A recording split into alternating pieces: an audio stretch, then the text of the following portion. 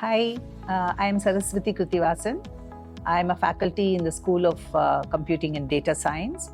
I teach embedded systems and robotics. And as you can see, we have a lab here, and the lab, which is also a classroom.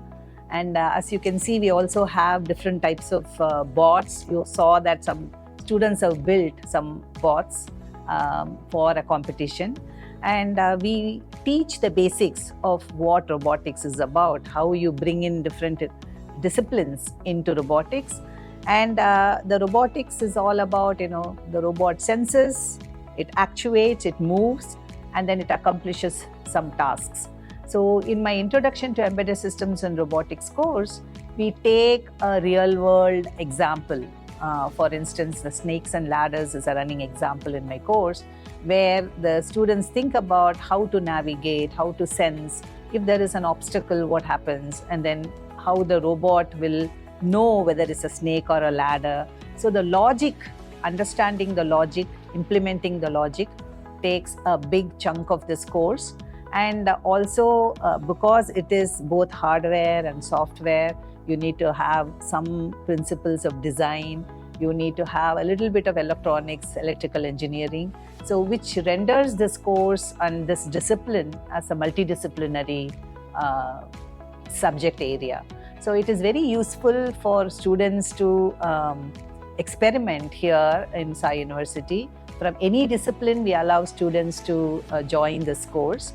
And we do offer specialization. If people are very interested in pursuing a specialization in robotics, they take 3 courses in robotics from the robotics cluster, and then they cap it off with a capstone project. So this will give our students an edge, because the project-based learning, all these definitely contribute to development of these skills, not just the technical skills, but also the other soft skills, and coming together as a team and working on a project. And we really encourage this kind of getting our students ready for the future, to be out there, to be different and differentiated and ready to take on the industry challenges. So this is the Firebird 5 robotic platform. This is developed by a company called Next Robotics, which itself started out of IIT Bombay. And this one has all the functionality. Like a robot usually has sensing, and then using the sensed information like we do, using our eyes and nose, the robot senses certain things and uses the data to navigate or do something. That's called actuation.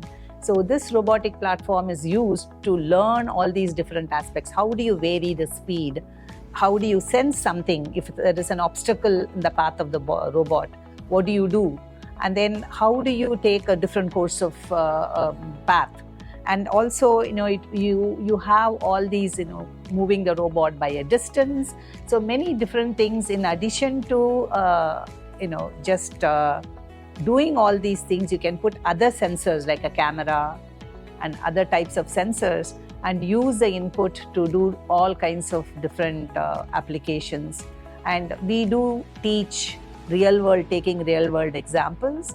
And when you take real-world examples, you gamify those, meaning that you make them into a small game, and students can then appreciate, implement that as an academic exercise.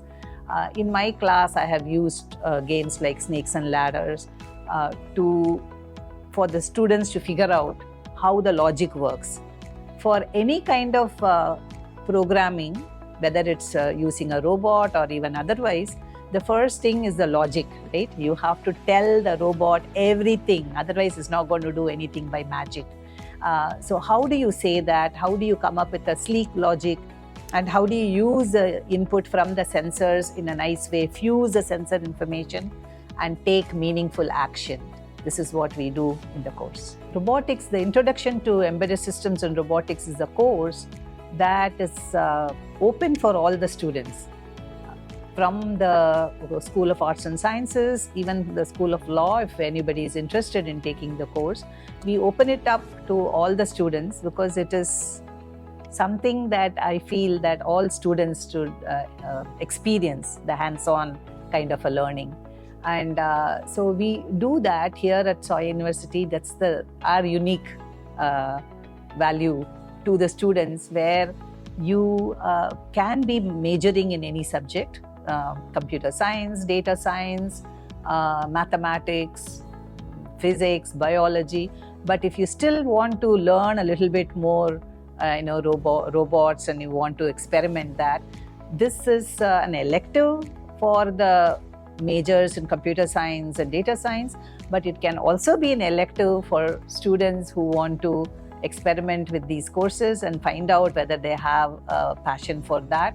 If they did, they can of course continue to take more courses and maybe specialize in embedded systems and robotics, or create a minor in the sciences. So this is possible here at Soy University. See, the one thing that is very, very important for students, especially in this next generation when they're going out to industry, is to be very agile. They should be able to think on their feet. Usually in our universities and schools, we train students to read whatever is covered in class. They are able to reproduce that, and they can score very good marks.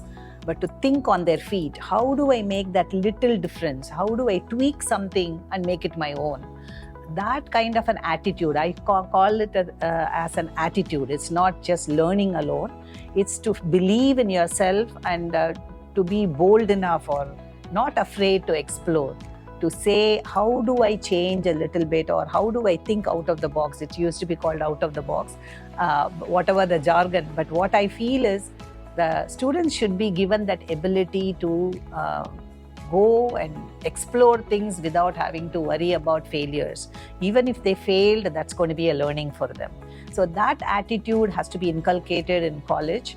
That comes from courses like this, where they can burn a board or they can burn one LED or LCD. All these things can happen. But in spite of those shortcomings, they can go ahead and learn these things and put together a project. That's what happened with our very first batch. They managed to go all the way to the finals of a competition, and they were placed second in all over India. So it is possible, given a platform, given the encouragement, and given the freedom to explore, students will go a long way. And we definitely want to encourage that attitude, that culture at Soy University.